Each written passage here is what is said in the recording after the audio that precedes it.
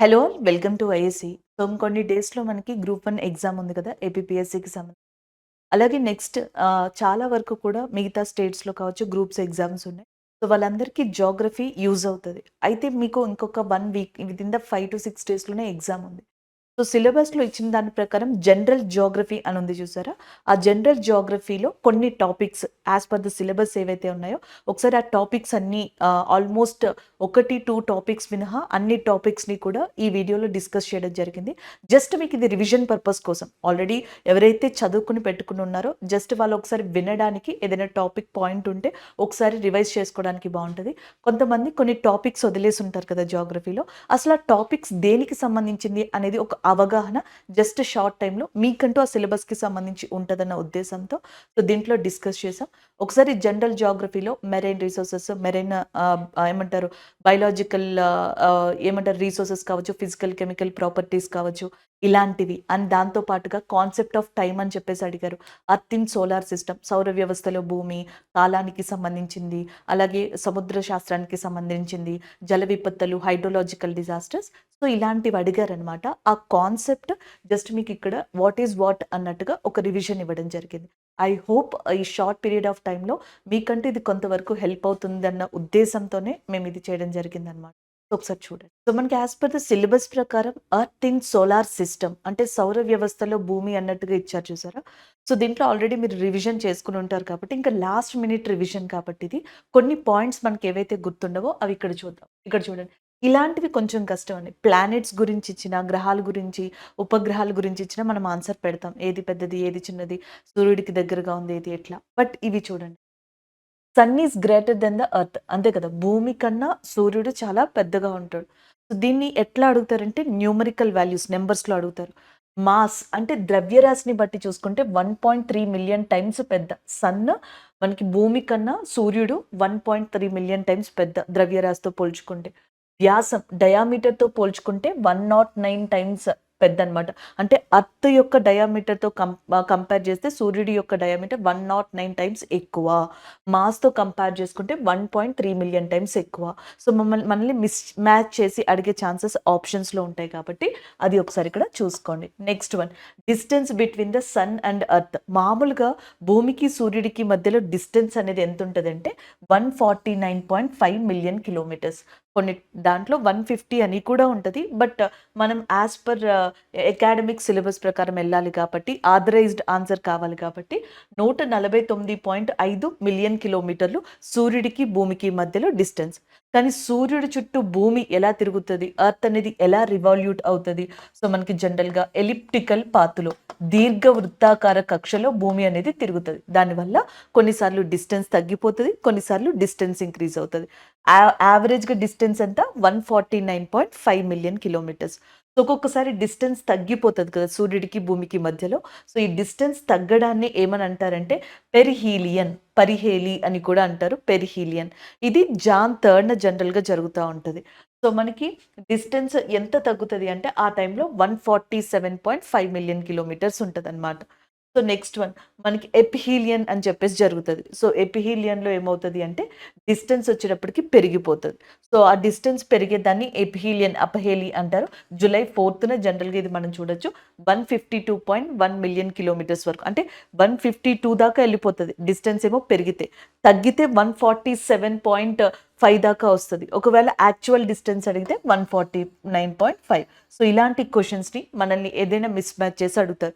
Dates miss match చేసి అడిగే chances ఉంటాయి. Next one. సో, జనరల్‌గా ఇది మనకు తెలిసిందే. బట్ ఇక్కడ రివైజ్ చేస్తున్నాం. ఉత్తరాయన, దక్షిణాయన అని ఇచ్చేసి ఆప్షన్స్‌లో ఏదైనా మనకి మర్జ్ చేసి ఇవ్వచ్చు కాబట్టి ఒకసారి ఇక్కడ చూద్దాం. సో, భూమి సూర్యుడి చుట్టూ తిరిగే ప్రాసెస్‌లో ఏమవుతది అంటే మీరెప్పుడైనా అర్థం చేసుకోండి. ఫస్ట్ క్వెషన్‌ని ఎప్పుడు చదివినా సరే ఈ డేట్స్ చదువుతారు కదా! మనం చదివే మోస్ట్ ఆఫ్ ద డేట్స్ ఇక్కడ చూడండి. జూలై 4, జాన్ 3, జూన్ 21, డిసెంబర్ 22 మీరేం చదివినా in terms of northern hemisphere దగ్గర చదువుతాం. ఎందుకంటే ఇది ఉత్తరార్ధగోళం, దక్షిణార్ధగోళం కదా! ఇండియా ఉన్నది ఉత్తరార్ధగోళంలో, నార్థర్న్ హెమిస్ఫియర్‌లో. మీరు చదివే డేట్స్ అన్నీ కూడా most of the dates longest day అంటామా? మనం పగలు అత్యధికంగా కనిపించేది జూన్ 21. సో, అలాగే మనకి వింటర్ సీజన్‌లో ఫస్ట్ డే అంటే మనకి రాత్రి అత్యధికంగా కనిపించేది డిసెంబర్ 23 కింద చెప్తామా? ఇలాంటివి ఉంటాయి చూసారా? ఇవన్నీ కూడా నార్థర్న్ హెమిస్ఫియర్ ప్రకారమే చెప్తాం. సో, జనరల్‌గా క్వెషన్ అడిగితే ఆన్సర్ పెట్టేయండి. ఒక్కొక్కసారి మనల్ని ఇబ్బంది పెట్టడానికి అక్కడ హెమిస్ఫియర్‌ని కూడా మెన్షన్ చేస్తారు. నార్థర్న్ హెమిస్ఫియర్, సౌతర్న్ హెమిస్ఫియర్ జాగ్రత్తగా చూసుకొని ఆన్సర్స్ పెట్టాల్సి ఉంటదనమాట. అవి చూసుకుంటా ఉండండి. ఒకవేళ గోళం అంటే మనకి ఈ దక్షిణార్ధగోళం, ఉత్తరార్ధగోళం ఇవ్వకపోతే ప్రాబ్లమే లేదు. మీకు నెగెటివ్ మార్క్స్ క్వెషన్స్‌కి ఆన్సర్స్ పోయేది అక్కడక్కడే అవి చూసుకుంటా ఉండండి. అపార్ట్ ఫ్రమ్ దట్ ఇండియాని గనక తీసుకున్నట్టయితే సో, మనకి జనరల్‌గా భూమి ఏమవుతది? మనకి సూర్యుడి చుట్టూ తిరుగుతా ఉంటది కదా! సూర్యుడి చుట్టూ తిరుగుతూ తన చుట్టూ తాను తిరుగుతది. Revolution and rotation. డిసెంబర్ 22 నుంచి జూన్ 21. డిసెంబర్ 22 నుంచి జూన్ 21 లోపు మనకి ఈ భూమి తిరిగే ప్రాసెస్‌లో సూర్యుడు ఎవరైతే ఉంటారో, సన్ ఎవరైతే ఉంటారో నార్థర్న్ హెమిస్ఫియర్‌లో ఉన్న కర్కట రేఖ, ట్రాపిక్ ఆఫ్ క్యాన్సర్ మీద కాన్సంట్రేట్ అయ్యి ఉంటారు. అంటే సూర్యకిరణాలు ఇక్కడ ఎక్కువగా పడతాయన్నమాట. సో, అప్పుడు మనకి ఇండియా దృష్ట్యా చూసుకుంటే అది ఉత్తరాయణ అని చెప్పేసి మనం అంటాం. మనకేమవుతది సూర్యుడి యొక్క ఫోకస్ అంతా కూడా దక్షిణార్ధగోళం వైపు షిఫ్ట్ అవుతది. సో, అప్పుడేంటి జూన్ 21 నుంచి డిసెంబర్ 22 సూర్యుడి యొక్క ఫోకస్ అంతా ట్రాపిక్ ఆఫ్ క్యాప్రికాన్ మకర రేఖ మీద ఉంటదన్నమాట. ఉత్తరాయణ, దక్షిణాయన. ఇండియాకి ఉత్తరాయణ ఎప్పుడుంటది? సూర్యుడు ఎప్పుడైతే ట్రాపిక్ ఆఫ్ క్యాన్సర్ మీద కర్కట రేఖ మీద ఫోకస్ చేసున్నారో అప్పుడు. అది ఎప్పుడు జరుగుతది? సో, మనకి డిసెంబర్ 22 నుంచి జూన్ 21 మధ్య డేట్స్‌లో జరుగుతదనమాట. అదంతా ఆ ప్రాసెస్ అంతా అప్పుడు కంప్లీట్ అవుతది. ఉత్తరాయణ ప్రాసెస్. దక్షిణాయన అంటే జూన్ 21 నుంచి డిసెంబర్ 22 ఈ పీరియడ్స్‌ని మనకి ఉల్టా చేసి అడగడమో అలా అడుగుతా ఉంటారు. ఇవి చూసుకోండి. ఉత్తరాయణలో సూర్యుడు ట్రాపిక్ ఆఫ్ క్యాన్సర్ దగ్గరుంటారా? ట్రాపిక్ ఆఫ్ క్యాప్రికాన్ దగ్గరుంటారా? కర్కట రేఖ దగ్గరుంటారా? మకర రేఖ దగ్గరుంటారా? ఉత్తరాయణ టైంలో సన్ ఫోకస్ చేసేది ట్రాపిక్ ఆఫ్ క్యాన్సర్ కర్కట రేఖ పైన. దక్షిణాయన టైంలో ట్రాపిక్ ఆఫ్ క్యాప్రికాన్ మకర రేఖ పైన ఫోకస్ చేయడం జరుగుతది. సో, ఈ క్వెషన్స్ అంటే ఆల్రెడీ మీరు అన్నీ కవర్ చేసి ఉంటారు. రివిజన్‌లో ఒక్కొక్కసారి మనకి వాల్యూస్ గుర్తుండవు కాబట్టి ఇవి రివిజన్ చేసుకోండి. అలాగే వీటిలాగే ఇంకెలాంటి క్వెషన్స్‌ని మనం ఇక్కడ రివైజ్ చేయొచ్చు అనేది చూద్దాం. సో, అలాగే సోలార్ సిస్టమ్ ఎలా వచ్చింది? ఎందుకంటే సౌర వ్యవస్థ అంటేనే మనకి స్టార్ అంటే సన్ సూర్యుడు వస్తారు.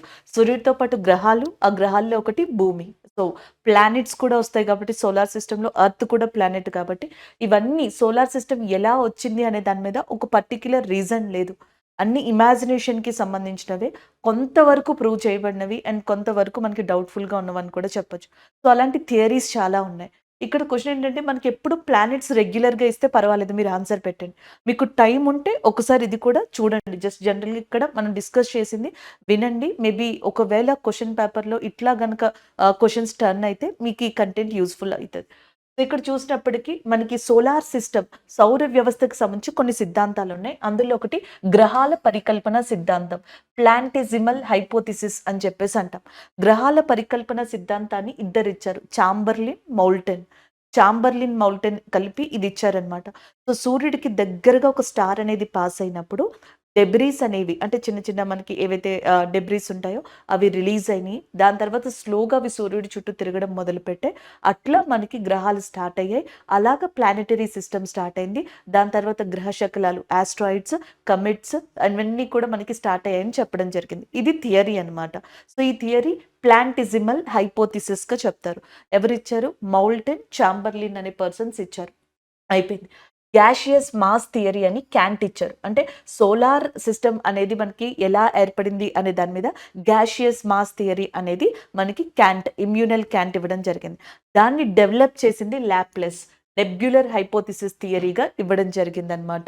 సో, మనకి జనరల్‌గా ఏమవుతది మీకు బెలూన్ అనేది జనరల్‌గా తెలుసు కదా! సో, నార్మల్‌గా ఉంటది. దాంట్లో గనక మనకి ఎయిర్‌ని ఫిల్ చేసామనుకోండి ఎలా ఎక్స్‌పాండ్ అవుతా ఎళ్తా ఉంటది చూసారా? యూనివర్స్‌ని కూడా కొంతవరకు అలా కంపేర్ చేసి చెప్పిన థియరీస్ అన్నమాట ఇవి. ఏది క్యాంట్, లాప్లస్ లాంటివి. క్లియరా? నెక్స్ట్ జీన్స్ జెఫ్రీ టైడల్ సిద్ధాంతాన్ని ఇచ్చారు. సో, ఈ టైడల్ సిద్ధాంతం కూడా సేమ్. మనం ఫస్ట్ చెప్పుకున్నామే ప్లాంటిసమల్ అలాగా. సో, మనకి సూర్యుడి చుట్టూ ఒక స్టార్ అనేది పాస్ అయినప్పుడు, ఒక సెలెస్టియల్ బాడీ పాస్ అయినప్పుడు బల్జ్ లాగా వచ్చింది అని. టైడ్ అంటే ఏంటి? సముద్రానికి ఇట్లా వస్తది కదా! అలలు ఎత్తుగా. సో, అట్లా బల్జ్‌లా వచ్చిందని. దాని తర్వాత సోలార్ సిస్టమ్ ఏర్పడిందని ఇలా చెప్పారు. నెక్స్ట్ రసెల్స్ లిటిల్‌టన్ అని చెప్పేసి బైనరీ స్టార్ హైపోథిసిస్. సౌర వ్యవస్థ ఏర్పడినప్పుడు సూర్యుడు ఒక్కడే స్టార్ కాదు. సూర్యుడికి కొన్ని మిలియన్ కిలోమీటర్స్ల దూరంలో, వేల మిలియన్ కిలోమీటర్స్ దూరంలో ఇంకొక స్టార్ కూడా ఉండేది అనేది వీళ్ళ వాదన.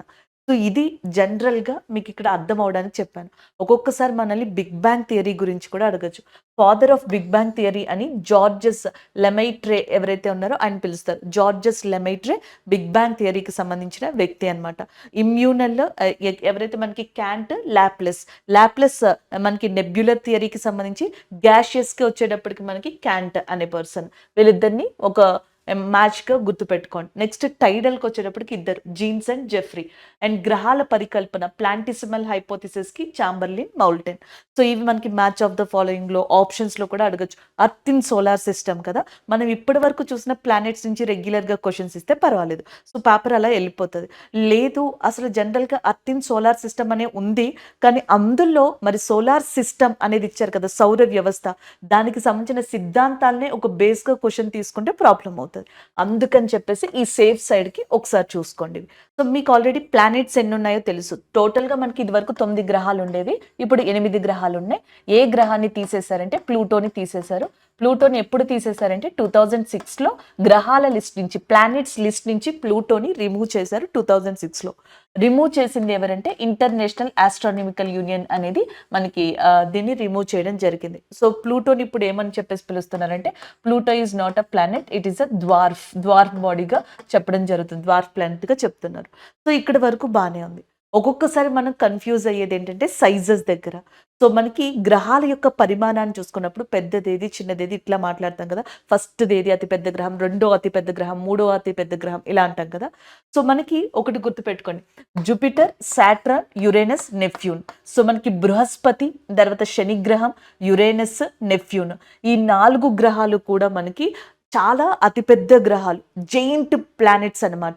ఇంకొకటి ఇవి బృహస్పతిని పోలికలు కలిగి ఉంటాయి కాబట్టి, జూపిటర్‌కి సంబంధించిన పోలికలు ఉంటాయి కాబట్టి, ఈ 4 ప్లానెట్స్‌ని జోవియన్ ప్లానెట్స్ అని చెప్పేసి అంటారు. They are called as Jovian planets. ఇదొక పాయింట్.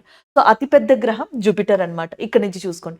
జూపిటర్ తర్వాత సైజ్ విషయానికొస్తే ఇక్కడ మీరు గనుక జనరల్‌గా చూసుకున్నట్టయితే అతిపెద్దది జూపిటర్, తర్వాత సాటర్న్, తర్వాత యురేనస్, తర్వాత Neptune. So first, second, third, fourth ఏది సైజెస్ విషయంలో. ఫిఫ్త్ లార్జెస్ట్ ప్లానెట్, 5వ అతిపెద్ద గ్రహం ఏది అంటే భూమి. సో ఫిఫ్త్ లార్జెస్ట్ ప్లానెట్‌గా మనం దేన్ని పిలవచ్చు అంటే అర్త్‌ని పిలవచ్చు. ఇది చాలా ఇంపార్టెంట్ అన్నమాట. దాని తర్వాత మనకి కొంచెం కన్‌ఫ్యూజ్ అవుతాం. ఇక్కడి వరకు బానే వచ్చేస్తది. దాని తర్వాత మనల్ని కన్‌ఫ్యూజ్ చేస్తారు. అర్త్ తర్వాత అతిపెద్ద గ్రహం ఏది? 6వ అతిపెద్ద గ్రహం ఏది? ఇలాంటివి అడుగుతారు. సో మీరు ఈజీగా ఏమని గుర్తుపెట్టుకుంటారంటే ఈవినింగ్ ఎమ్ స్క్వేర్ అని గుర్తుపెట్టుకోండి. ఈవినింగ్ ఎమ్ స్క్వేర్. సో ఈ అంటేనేమో అర్త్ భూమి. వి అంటేనేమో వీనస్ శుక్రుడు అని చెప్పేసి వస్తది. ఎమ్ స్క్వేర్ అంటే ఎమ్ అంటే మార్స్, ఇంకొక ఎమ్ మెర్క్యూరీ. అసలు గ్రహాలన్నిటిలో కూడా అతి చిన్న గ్రహం మెర్క్యూరీ కాబట్టి మీకు మార్స్‌కి, మెర్క్యూరీకి, అంగారకుడికి, బుధుడికి కన్‌ఫ్యూజ్ అవ్వరు ఎమ్ స్క్వేర్ ఉన్నా. సో అంగారకుడు బుధుడు, మార్స్, మెర్క్యూరీ ఏది ముందర రావాలి? మార్సే రావాలి. తర్వాత మెర్క్యూరీ రావాలి. ఈవి అంటే అర్త్, వీనస్. ఇప్పుడు ఎటు నుంచి ఎటు ఇచ్చినా సరే ఏది లార్జెస్ట్, ఏది స్మాలెస్ట్ మీరు ఆన్సర్ పెడతారు. కన్‌ఫ్యూజ్ అవ్వరు. Jupiter, Saturn, Uranus, Neptune. ఈవీఎం స్క్వేర్. Earth, Venus, Mars and Mercury అయిపోయింది ఇక్కడ. సో సూర్యుడికి చాలా దగ్గరగా ఉండే గ్రహం కూడా మెర్క్యూరీయే. సూర్యుడికి దూరంగా ఉండేది నెప్ట్యూన్. సూర్యుడికి దగ్గరగా ఉండేది బుధుడు అండ్ సూర్యుడికి దూరంగా ఉండేది నెప్ట్యూన్ అన్నమాట. సో సైజ్ బట్టి చూసారు. అలాగే నెక్స్ట్ వచ్చేటప్పటికి ఇక్కడ ఇంపార్టెంట్‌వి కూడా చూడడం జరిగింది. ఇలాగే గనక చూసుకున్నట్టయితే మిమ్మల్ని నెక్స్ట్ అడిగే క్వెషన్స్ ఇలా ఉంటాయన్నమాట. సూర్యుడికి దగ్గరగా ఉన్నది ఏది అంటే మెర్క్యూరీ. మన గ్రహం సూర్యుడికి ఎన్నో పొజిషన్‌లో ఉంది? థర్డ్ అన్నమాట. ఫస్ట్ మెర్క్యూరీ, తర్వాత వీనస్, తర్వాత అర్త్ అనేది రావడం జరుగుతది. అలాగే నెక్స్ట్ ఈ 8 ప్లానెట్స్ ఉన్నాయి కదా! ఇందులో ఈ మార్స్‌కి, జూపిటర్‌కి మధ్యలో మనకి ఆస్ట్రాయిడ్ బెల్ట్ ఉంటది. గ్రహ శకలాల బెల్ట్. ఆస్ట్రాయిడ్ బెల్ట్ అనేది ఎక్కడుంటది అంటే మార్స్‌కి, జూపిటర్‌కి మధ్యలో ఉంటది. దీన్ని మెయిన్ ఆస్ట్రాయిడ్ బెల్ట్ అని కూడా అంటారు. క్యూపర్ బెల్ట్ ఎక్కడుంటది అని అడిగారనుకోండి, క్యూపర్ బెల్ట్ అనేది నెప్ట్యూన్‌కి అవతల ఉంటదన్నమాట. జస్ట్ జనరల్‌గా గుర్తుపెట్టుకోండి. మిమ్మల్ని ఇంతవరకు రారు. ఎందుకంటే అర్త్ ఇన్ సోలార్ సిస్టమ్ కదా! భూమి గురించి మాత్రమే అడుగుతారు.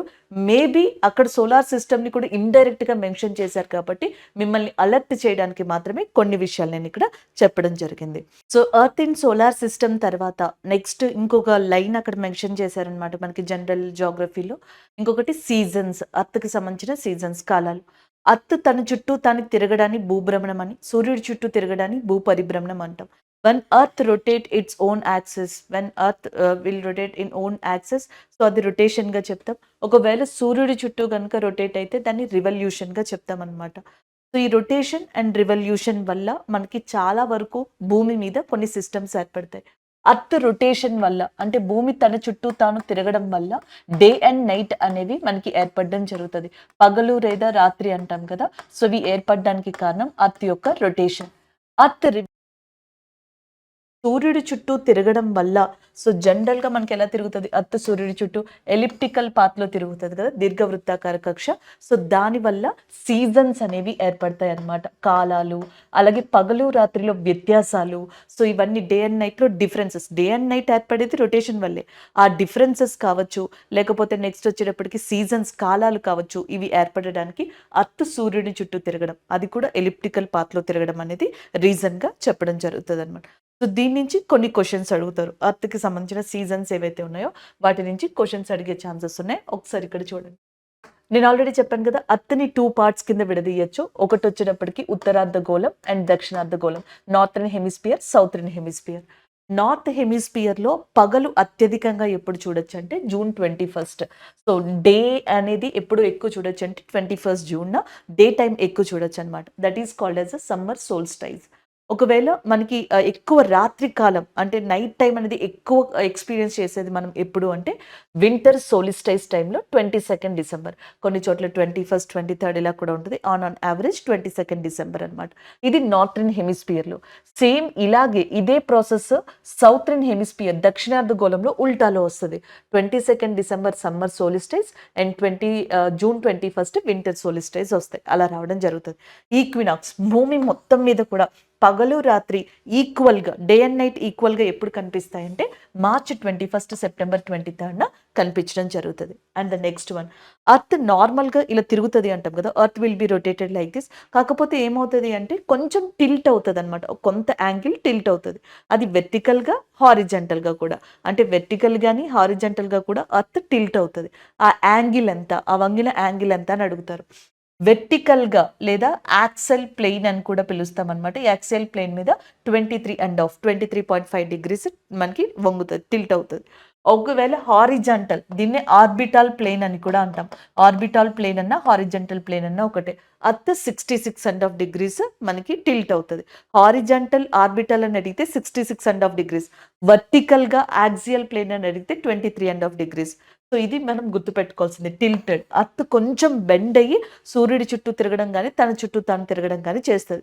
సో దీనివల్లే డే అండ్ నైట్లో డిఫరెన్సెస్ ఇవన్నీ కూడా దానివల్ల ఎక్కువగా కనిపిస్తాయి. నెక్స్ట్ వన్, అర్త్ తన చుట్టూ తాను తిరగడానికి పట్టే కాలం 24 అవర్స్ అంటాం, 24 గంటలు. కానీ ఎగ్జాక్ట్గా ఎలా చెప్తారు అంటే 23 అవర్స్ 56 మినిట్స్ 4 సెకండ్స్. సో ఇలా చెప్పడం జరుగుతుంది. ఒకవేళ 24, 25, 26, 27 అలా ఇస్తే ఆన్సర్ ఇదే అవుతుంది. అలా ఇవ్వకుండా మినిట్స్ సెకండ్స్లో ఇచ్చారనుకోండి, సో మనకి ఏమవుతుంది అంటే 23 అవర్స్ 56 మినిట్స్ 4 సెకండ్స్ పడుతుంది. సో ఓవరాల్గా మనం ఎలా తీసేసుకుంటామంటే 24 అవర్స్ కింద తీసుకుంటాం. అది 1 డే అంటాం కదా అర్త్కి.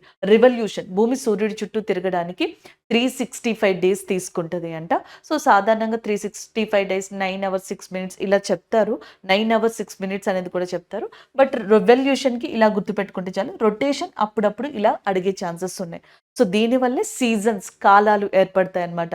సో మనకి సమ్మర్, వింటర్, రెయిన్ ఇట్లా డిఫరెంట్ అన్ని సీజన్స్, ముఖ్యంగా మనకి వేసవి కాలం, శీతాకాలం లాంటి సీజన్స్ డిఫరెన్సెస్ అన్ని కూడా ఏర్పడడానికి కారణం అర్త్ రివల్యూషన్గా చెప్తాం. ఈ పాయింట్స్ అనేవి మనకి చాలా ఇంపార్టెంట్.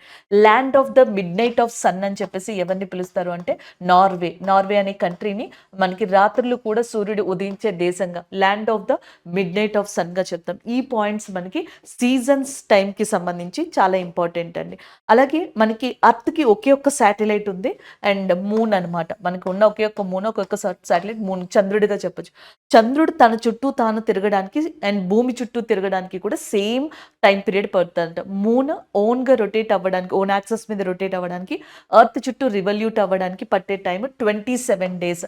అందుకే మూన్‌కి సంబంధించి ఒకే పార్ట్ కనిపిస్తది. ఎప్పుడు మూన్‌కి సంబంధించిన ఒకవైపు మాత్రమే మనకి ఎందుకు కనిపిస్తది? వన్ సైడ్ ఒకటే విజిబుల్ ఎందుకుంటది అంటే, బికాజ్ మూన్ యొక్క రొటేషన్, రివల్యూషన్ సేమ్ ఉంటదంటే 27 డేస్.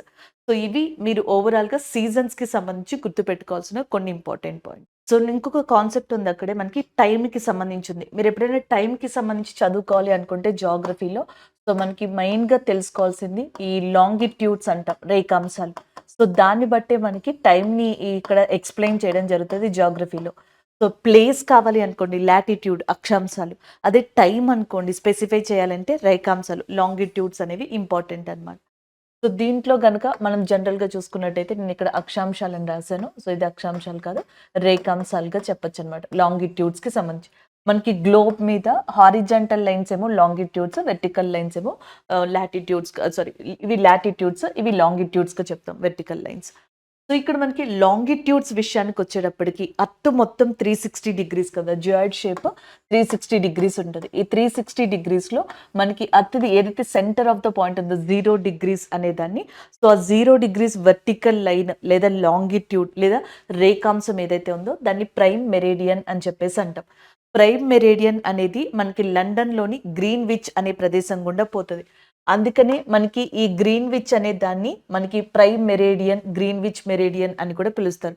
లాంగిట్యూడ్స్‌ని బట్టి టైం చెప్తారు. ఆ టైం కోసం రిఫరెన్స్‌కి అర్త్ 360 డిగ్రీలు అనుకుంటే యాంగిల్, దాంట్లో 0 డిగ్రీస్ ఏదైతే centre of the earth vertical line అనేది ఉందో దాన్ని ఆ 0 డిగ్రీస్‌ని గ్రీన్‌విచ్ మెరిడియన్‌గా చెప్తామన్నమాట. సో, ఇప్పుడు చూడండి. ఒక్కొక్కసారి క్వెషన్స్ ఎలా అడుగుతారంటే గ్రీన్‌విచ్ మెరిడియన్ లేదా ప్రైమ్ మెరిడియన్ ఎన్ని డిగ్రీస్ అని చెప్పేసి అడగొచ్చు. 0 డిగ్రీస్. సో, ఈ 0 డిగ్రీస్ లాంగిట్యూడ్ లేదా రేఖాంశం ఎన్ని కంట్రీల గుండా పోతది? అలాంటిది కూడా ఒక క్వెషన్ పడొచ్చండి. 8 నేషన్స్ గుండా పోతది. ఇందులో ఇండియా ఉండదు. ఒక్కొక్కసారి ఇండియా ఉందా లేదా అలాంటి క్వెషన్స్ కూడా అడుగుతారు. కొంతమందికి తెలీదు కాబట్టి అవి చూసుకోండి. 8 నేషన్స్ అన్నమాట. ఈ 8 కంట్రీల్లో మనకి 3 కంట్రీలు వచ్చేటప్పటికి ఆల్మోస్ట్ యూరప్ దగ్గర ఉంటాయి. Britain, France, Spain. So, Britain, France, Spain. అలాగే దాని తర్వాత Algeria, Mali, Burkina Faso, Togo, Ghana. Algeria, Mali, Burkina Faso, Togo, Ghana. ఈ కంట్రీలతో పాటుగా స్పెయిన్, ఫ్రాన్స్, బ్రిటన్. ఈ 8 కంట్రీల గుండా ప్రైమ్ మెరిడియన్ అనేది పోతది. కేవలం లండన్ అని చెప్పేసి మనం చదువుకొని వెళ్తే ఒక్కొక్కసారి ఇబ్బంది పడతాం కాబట్టి జస్ట్ చూడండి అంతే. ఎక్కువగా మీరు స్ట్రెస్ పెట్టొద్దు. తక్కువ టైం ఉంది కాబట్టి జస్ట్ తెలుసుకుంటే సరిపోతది. ఆప్షన్స్‌లో మీకు ఆటోమేటిక్‌గా గుర్తొస్తది. ఏది ఘనా ఒకటా? Togo? Next Mali, Burkina Faso, Algeria, Spain, France, Britain అన్నమాట. అండ్ ఇంకొకటి ఈ మధ్యన మధ్యధరా సముద్రం అనేది ఎక్కువ న్యూస్‌లో ఉంటుంది. Mediterranean sea. ఈ ప్రైమ్ మెరిడియన్ అనేది ఉంది చూసారా? ఇది అట్లాంటిక్ ఓషన్ అంటే మనకి అట్లాంటిక్ మహాసముద్రం, నార్వేజియన్ సీ అండ్ మెడిటేరియన్ సీలని కూడా తాకుతది. మధ్యధరా సముద్రాన్ని కూడా ఈ ప్రైమ్ మెరిడియన్ అనేది తాకుతదనమాట. నెక్స్ట్ వన్ మన ఇండియన్ స్టాండర్డ్ టైం, మన భారతదేశానికి సంబంధించిన ప్రామాణిక కాలాన్ని ఏ లాంగిట్యూడ్, ఏ రేఖాంశంతో చెప్తామంటే 82½ డిగ్రీస్ ఈస్ట్, 82.5 డిగ్రీల తూర్పు రేఖాంశంతో చెప్తాం. ఈ 82½ డిగ్రీస్ ఈస్ట్ ఇండియాలో 5 స్టేట్స్ గుండా పోతది. ఒకటి వచ్చేటప్పటికి ఉత్తరప్రదేశ్, 2 మధ్యప్రదేశ్, 3 ఛత్తీస్‌గఢ్, 4 ఒడిస్సా, 5 ఆంధ్రప్రదేశ్. ఉత్తరప్రదేశ్‌లోని మీర్జాపూర్ అనే ఏరియా ఈ టైం దానికి సంబంధించి ఇంపార్టెంట్‌గా చెప్తా ఉంటారు. అలాగే ఆంధ్రప్రదేశ్‌లో కాకినాడ ఏరియా ఏదైతే ఉందో అవి మనకి చాలా ఇంపార్టెంట్ ప్రదేశాలు ఈ 82½ డిగ్రీస్ ఈస్ట్‌కి సంబంధించి.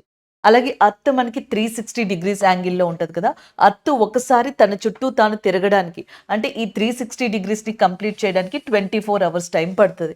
ఒక గంటలో అర్త్ ఎన్ని డిగ్రీలు తిరగగలదు అంటే 15 డిగ్రీస్. ఇవి మీరు గుర్తుపెట్టుకోవాల్సి ఉంటది. ఎందుకు అంటే మీకు ఎప్పుడైనా ఒక కంట్రీ టైమ్‌ని కనుగొనండి, కాలిక్యులేట్ చేయండి అని అడిగినప్పుడు సో, జనరల్‌గా ఇలాంటివన్నీ కూడా మీకు యూజ్ అవుతాయి. 360 డిగ్రీస్‌లో 24 అవర్స్, 1 అవర్‌లో 15 డిగ్రీస్ అర్త్ మనకి ఇట్లా రొటేటింగ్ గాని, రివల్యూట్ గాని అవుతా ఉంటది. అవి గుర్తుపెట్టేసుకోండి. అండ్ ద నెక్స్ట్ వన్ ఇది చాలా ఇంపార్టెంట్ అండి.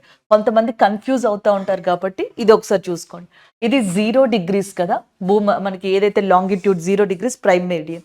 ప్రైమ్ మీడియన్‌కి ఇటు సైడ్ మనకి 180 డిగ్రీస్ లాంగిట్యూడ్ 180 డిగ్రీల వరకు కూడా ఇక్కడ మనకి ఏమంటాము రేఖాంశాలు అనేవి ఉంటాయి. ఇటు 180 డిగ్రీల రేఖాంశాలు ఉంటాయి. ఇటు సైడ్ వచ్చేటప్పటికి వెస్ట్ సైడ్ అండ్ ఇటు సైడ్ వచ్చేటప్పటికి ఈస్ట్ సైడ్.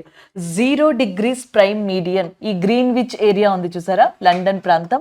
సో, ఇక్కడి నుంచి ఎవరైనా ఈస్ట్ సైడ్ ఎళ్ళినప్పుడు in terms of direction of east side time అనేది యాడ్ అవుతది. టైం అనేది జనరల్‌గా కలుస్తది. ఒకవేళ గనక వెస్ట్ సైడ్కి వచ్చారనుకోండి టైం అనేది డిటెక్ట్ అవుతుంది. అది చాలా ఇంపార్టెంట్. మనం పశ్చిమం వైపుకి వెళ్తే టైం లాస్ అయిపోతాం. ఇటు వెళ్తే తూర్పుగా టైం అనేది మనం గెయిన్ అవుతాం అనమాట. అంటే ఫర్ ఎగ్జాంపుల్ ఒక పర్సన్ ఇండియా దగ్గర ఉన్నారు, ఒక పర్సన్ లండన్ దగ్గర ఉన్నారు అనుకుందాం. ఇండియా దగ్గర ఒకళ్ళు, లండన్ దగ్గర ఒకళ్ళు. క్లియరా? సో మనకి లండన్ దగ్గర 0 degrees ఉంటుంది, ఇండియా దగ్గర 82.5 degrees ఉంటుంది.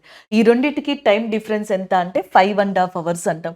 అంటే ఫర్ ఎగ్జాంపుల్ లండన్ దగ్గర 1 o'clock అయింది అనుకోండి, అండ్ దాదాపుగా మనకి ఏమంటాము ఇండియా దగ్గర 5:30, అరౌండ్ 5:30 లేకపోతే 6:30, ఎట్లా 5:30 గంటల వ్యత్యాసం. మనం ఇక్కడ 5:30 ఎందుకు అవుతుంది? టైం అనేది జనరల్గా యాడ్ అవుతుంది కాబట్టి. అదే ఆ పర్సన్ వెస్ట్ సైడ్ ఉన్నారనుకోండి టైం అనేది లాస్ అవుతుంది. అంటే 1 o'clock నుంచి బ్యాక్ వెళ్ళాలి. ఇది ఇంపార్టెంట్ అండి. నెక్స్ట్ వన్, మనకి మొత్తం 360 degrees కదా globe. 180 degrees east equal to 180 degrees west అంటాం. దాన్ని ఇంటర్నేషనల్ డేట్ లైన్ అని కూడా చెప్పడం జరుగుతుంది. సో ఈ రెండు కూడా చాలా మంది కన్ఫ్యూజ్ అవుతూ ఉంటారు. ఈ రెండు ఆపోజిట్ కాన్సెప్ట్స్, ఒకసారి అది గుర్తుపెట్టుకోండి. జనరల్గా గ్లోబ్ని ఇలా చూసినప్పుడు ఇక్కడి నుంచి మొదలు పెడతాం కదా, మళ్ళీ అత్త ఇలా తిరిగి ఎక్కడికి వస్తుంది? ఈ పాయింట్కే వస్తుంది. సో అదే 180 degrees equal to 180 degrees west. దాన్ని ఇంటర్నేషనల్ డేట్ లైన్, అంతర్జాతీయ రేఖ అని చెప్పేసి అంటారనమాట. సో ఇంటర్నేషనల్ డేట్ లైన్ దగ్గర నుంచి ఎవరైనా రైట్ సైడ్కి వెళ్తున్నారు అనుకోండి, వాళ్ళు ఒక డేని లాస్ అవుతారు.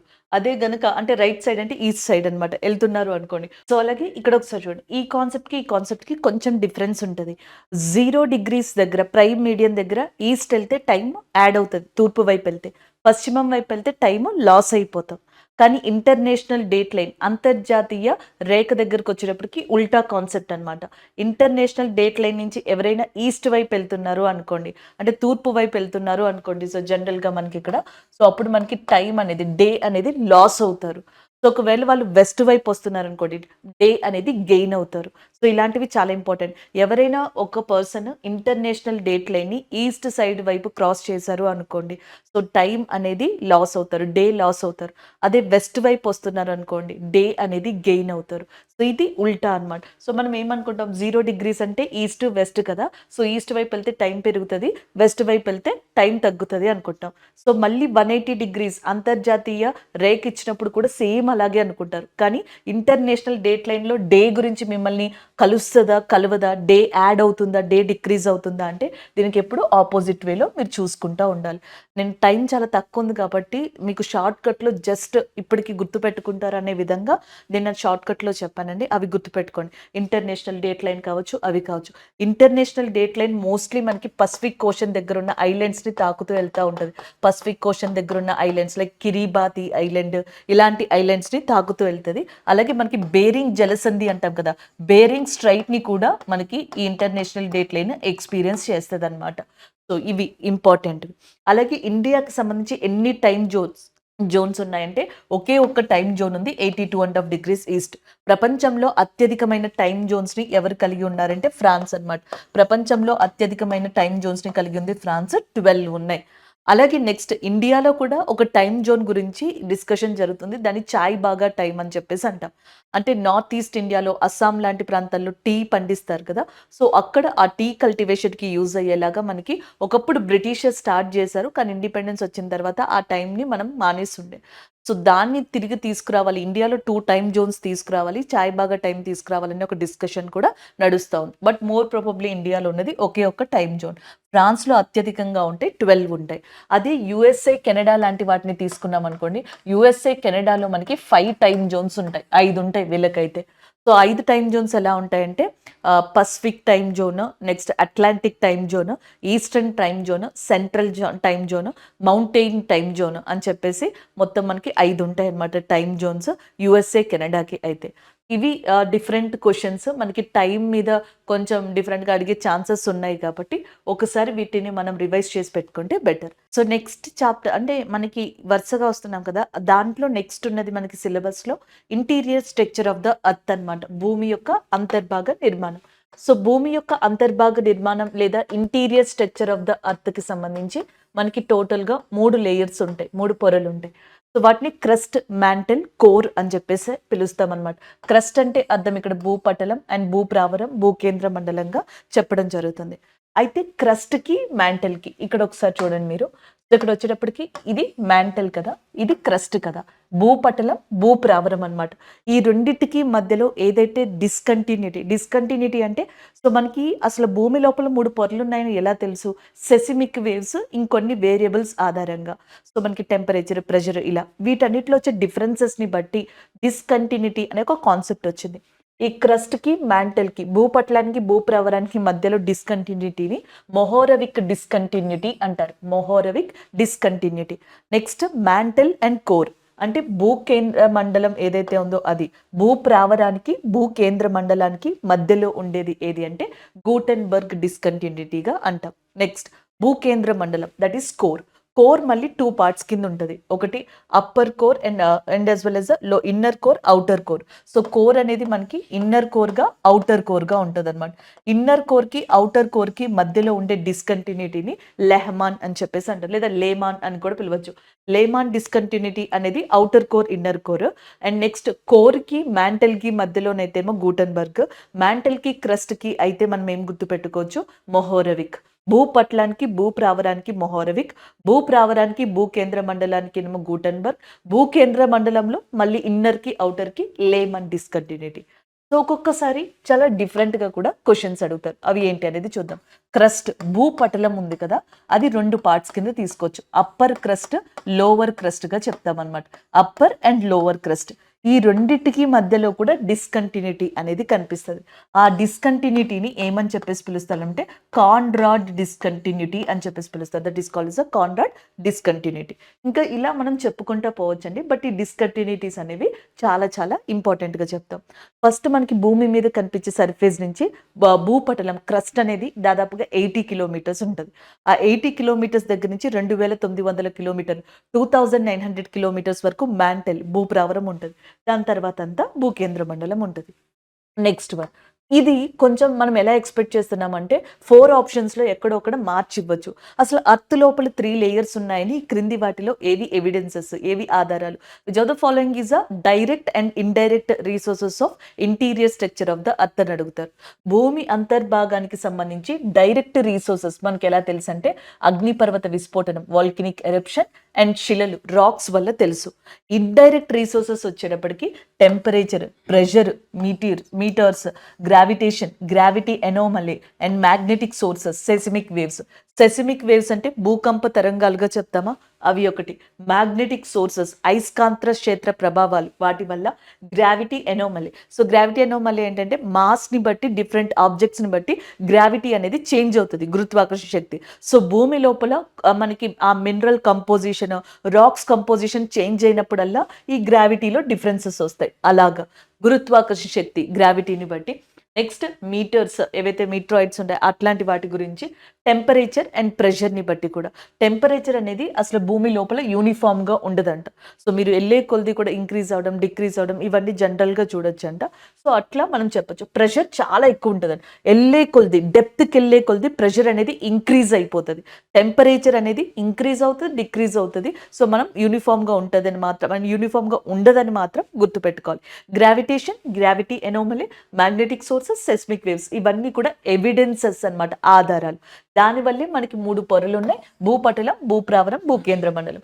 డిస్టెన్స్ అడిగితే వర్స్ట్ కేసులో 40 కిలోమీటర్స్ వరకు ఉంటుంది. దాని తర్వాత 2900, దాని తర్వాత ఇలా ఉంటుంది.